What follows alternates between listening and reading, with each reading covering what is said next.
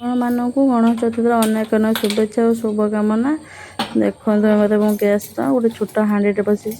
किसी अल्प पानी देती आनी मैंने कलरा और बैगण नहीं भल भाव धोईदेवा धोई सारिकी मु कलरा दी मुंड काटी काटी दे सारापर तार मुंड को देख मझीरे एमती चिरी देती चेक करदे पोक अच्छी कि ना बैगण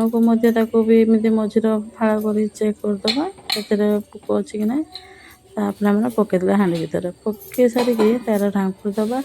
और सीझापी छाड़ीदे आम सीझीगला बाहर करदे बाहर कर सारापर एपटे देखो आमर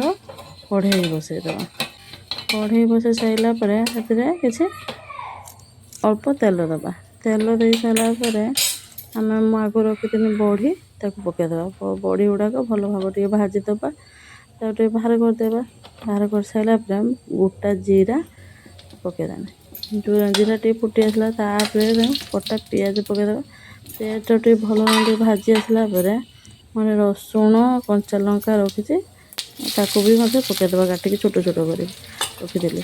पकईदे पकई सारे भाजीदे भाजी दे सारापर सारापर देखो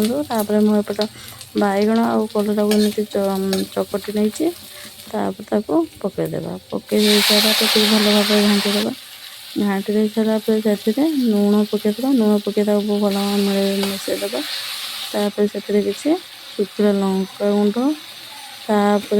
मुगई सारापर से जीरा गुंड पकईदे पकई सारापर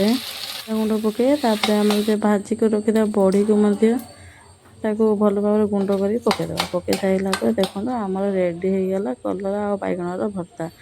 आपण को पखाड़ और गरम सहित खाई पारे बहुत टेस्टी और सुंदर लगी था।